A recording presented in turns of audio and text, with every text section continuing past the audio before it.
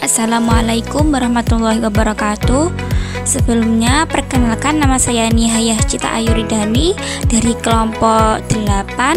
Saya di sini sebagai moderator yang akan memimpin berjalannya presentasi untuk memenuhi tugas video. Nah, ini saya akan membawakan tema hadis dan kodifikasinya. Saya akan menyerahkan materi subbab pertama ke teman saya. Assalamualaikum warahmatullahi wabarakatuh. Perkenalkan, nama saya Natasha Imurama dari kelas BKI 1C dengan NIM 1860306241025. Di sini saya akan menerangkan tentang terminologi sunnah hadits. Hadits merupakan kata yang mengandung 4 macam unsur, yakni perkataan, perbuatan, ketetapan, dan sifat-sifat atau keadaan-keadaan Nabi Muhammad SAW yang lain yang semuanya hanya disandarkan kepada beliau saja, tidak termasuk hal-hal yang disandarkan kepada sahabat dan tabi'in. Yang dimaksud dengan perkataan atau hauli adalah segala bentuk perkataan atau ucapan yang pernah Nabi Muhammad ucapkan dalam berbagai bidang yang berisi tuntutan dan petunjuk, peristiwa-peristiwa, dan kisah-kisah baik yang berkaitan dengan aspek akidah, akhlak, syariah, pendidikan, dan sebagainya. Yang dimaksud dengan perbuatan atau fi'li adalah segala perbuatan yang disandarkan kepada Nabi Muhammad yang merupakan penjelasan praktis terhadap peraturan-peraturan syariat yang belum jelas cara pelaksanaannya.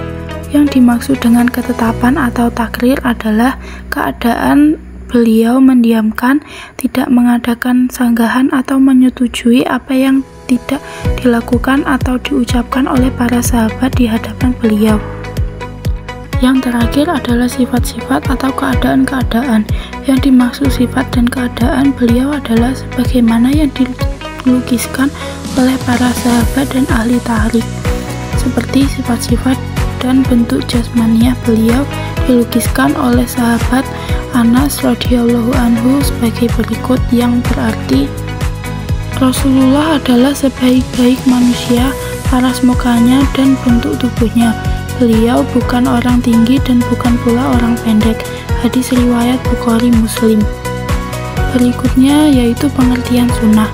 Menurut ahli-ahli usul tersebut didasarkan pada argumentasi bahwa Rasulullah SAW adalah penentu atau pengatur undang-undang yang menerangkan kepada manusia tentang aturan-aturan kehidupan dan meletakkan dasar-dasar metodologis atau kaidah-kaidah bagi para mujtahid yang hidupnya sesudahnya dan menjelaskan dan menggali syariat Islam.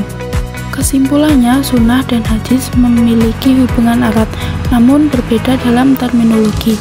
Sunnah mencakup semua tindakan, ucapan, dan sifat Nabi Muhammad, baik sebelum maupun setelah kenabian yang dianggap sebagai pedoman hidup. Sebaliknya, hadits merujuk khusus pada perkataan, perbuatan, dan persetujuan Nabi setelah diangkat menjadi Rasul. Perkenalkan, nama saya Hanifatul Syifa Al-Mustabsirah. Di sini saya akan menjelaskan tentang evolusi konsep sunnah hadis.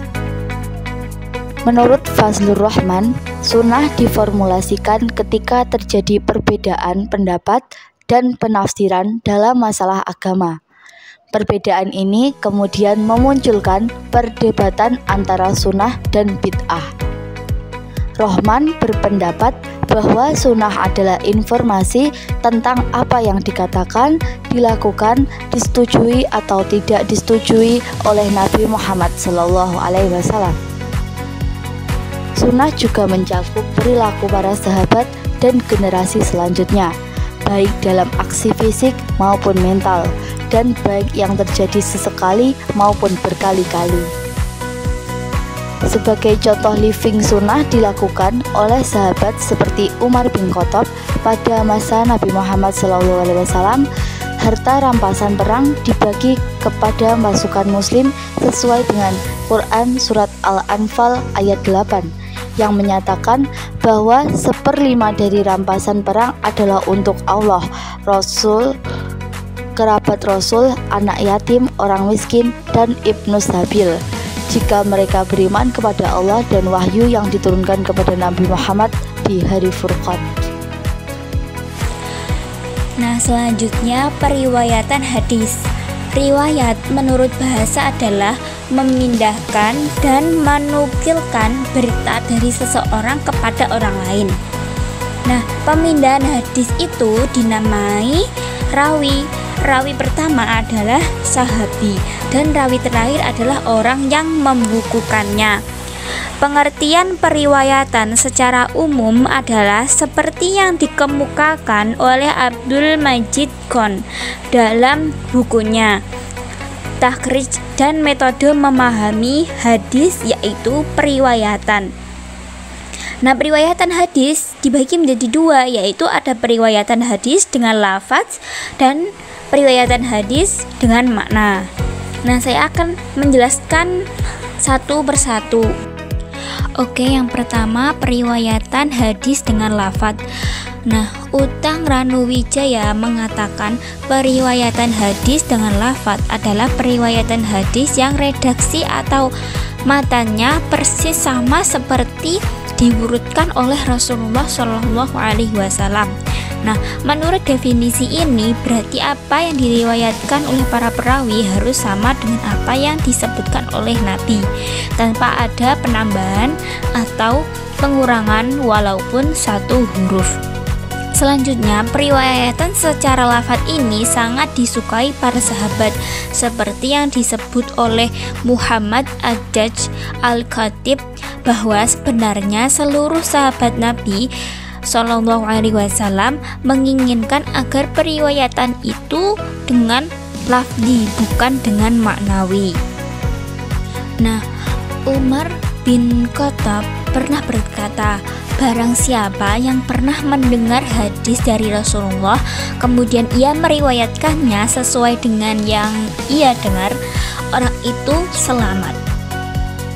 Ucapan Umar ini merupakan peringatan kepada perawi hadis untuk meriwayatkan hadis Nabi sesuai dengan yang didengar, yakni periwayatan secara lafaz, sehingga mereka terhindar dari ancaman api neraka.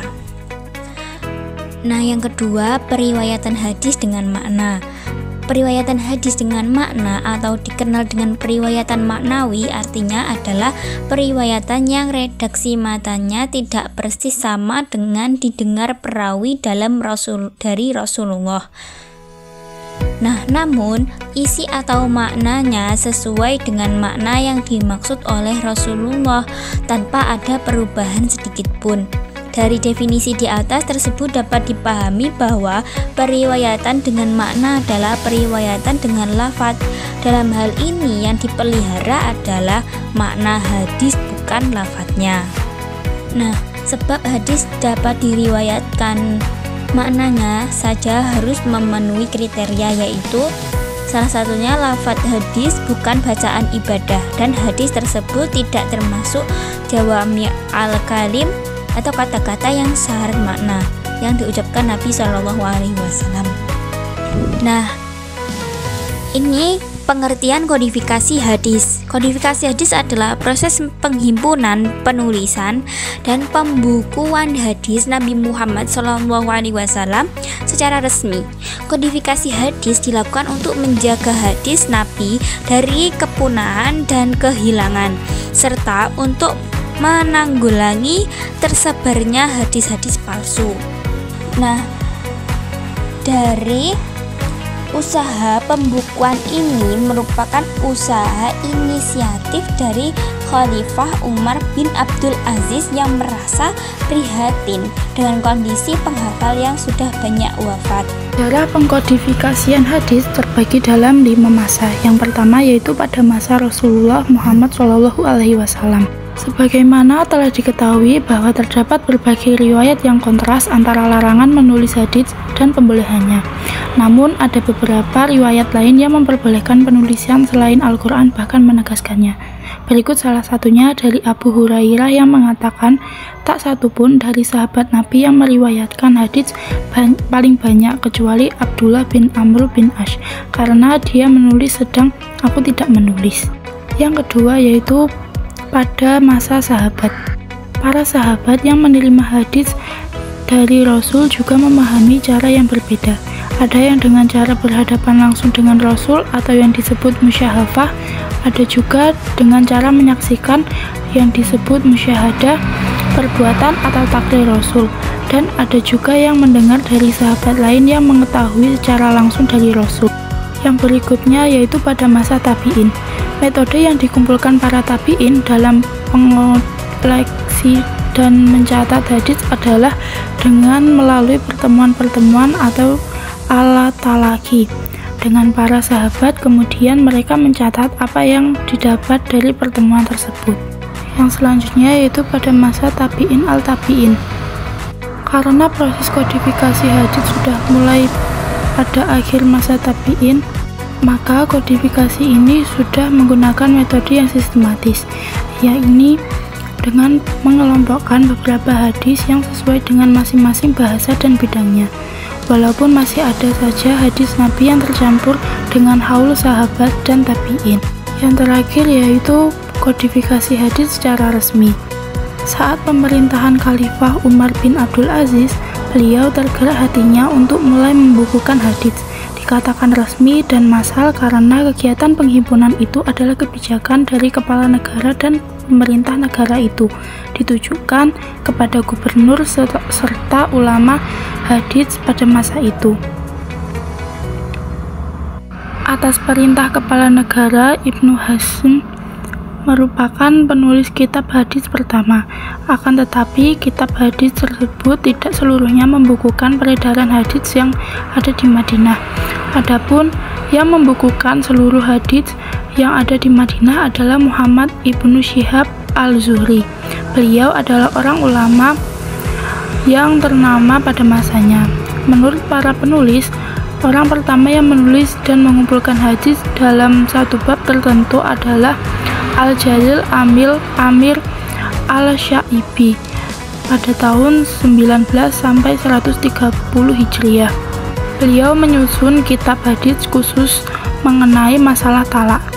Kemudian dilanjutkan oleh Abdullah ibnu Musa al-Abashi al-Kufi, Musyaddad al-Bashri, Asyad ibnu Musa, dan Naim ibn Ahmad al-Khazai. Pada abad ketiga ini mulai bermunculan kitab-kitab hadis. Maka digelarlah kritik sanad dan matan hadis serta jar wa ta'dil suatu hadis. Usaha ini lebih dikenal dengan sebutan pentasyihan hadis dan penyaringan hadis dengan kriteria tertentu, sebagaimana yang dilakukan oleh Imam Bukhari dan selanjutnya diteruskan oleh beberapa muridnya, sehingga terjaringlah hadis-hadis dengan skala nilainya. Yang selanjutnya adalah tokoh kodifikasi hadis. Yang pertama yaitu Umar bin Abdul Aziz. Beliau dikenal sebagai Khulafaur Rasyidin kelima dan masa pemerintahannya markah penting dalam sejarah Islam karena reformasi pemerintahan yang adil dan efisien. Yang kedua yaitu Ibnu Syihab az-Zuhri. Beliau dikenal sebagai ulama terkemuka, ditugaskan untuk menulis dan mengumpulkan hadis-hadis Nabi Muhammad. Yang selanjutnya yaitu Utsman bin Affan, berperan penting dalam pengkodifikasian hadis. Meskipun fokus utamanya adalah pada Al-Quran, pada masa pemerintahannya, ia menyadari adanya keragaman bacaan Al-Quran yang dapat memicu perpecahan di kalangan umat Islam. Utsman memerintahkan pengumpulan dan penyeragaman teks Al-Quran yang dikenal sebagai Mushaf Utsmani untuk memastikan kesatuan bacaan. Meskipun hadis tidak menjadi fokus utama Utsman, proses kodifikasi hadis mulai berkembang setelahnya dengan dorongan dari Umar bin Abdul Aziz yang melanjutkan usaha pengumpulan hadis secara sistematis. Di sini saya akan menjelaskan tentang tujuan kodifikasi hadis. Perkembangan zaman yang semakin canggih membuat umat Islam harus selalu berpegang pada hukum Allah. Dalam hal ini, kesohihan dalil-dalil termasuk hadis sangatlah penting. Banyak hadis yang beredar tidak sesuai dengan yang sebenarnya diucapkan oleh Nabi, atau redaksinya sudah berubah. Oleh karena itu, penulis tertarik mengkaji kodifikasi hadis resmi untuk melihat sejarah pembukuannya. Meskipun dalam ilmu hadis terdapat berbagai kategori mulai dari yang sahih hingga palsu. Tujuan utama kodifikasi hadis secara resmi adalah untuk memelihara hadis Nabi sebagai sumber ajaran Islam terbesar kedua setelah Al-Quran. Tuduhan dan kritikan para orientalis, terutama Goldziher, terhadap ulama hadis yang karya mereka dianggap tidak benar dan tidak sesuai dengan fakta sejarah. Kodifikasi hadis resmi dilakukan di bawah Khalifah Umar bin Abdul Aziz untuk memastikan hadis menjadi dalil kedua setelah Al-Quran, dan keputusan ini tidak dapat diganggu-gugat.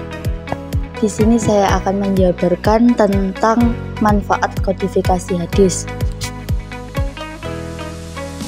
Kodifikasi hukum memiliki beberapa manfaat penting, termasuk logika hukum yang ideal, yang dapat menciptakan kerangka berpikir yang sistematis dalam penegakan hukum.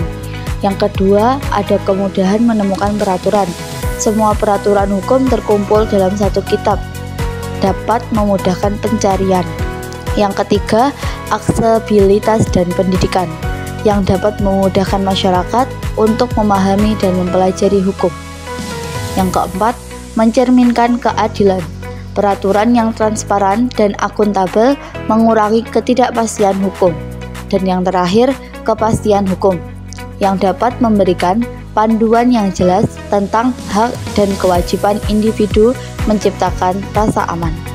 Kodifikasi membantu memastikan sistem hukum yang teratur, transparan, dan dapat dipercaya, memberikan perlindungan yang lebih baik bagi masyarakat dan memastikan tegaknya keadilan. Alhamdulillahirabbil alamin. Video presentasi ini sudah selesai dan saya selaku moderator dan perwakilan dari kelompok 8 ingin meminta maaf jika ada salah kata dalam mengucapkan. Wassalamualaikum warahmatullahi wabarakatuh.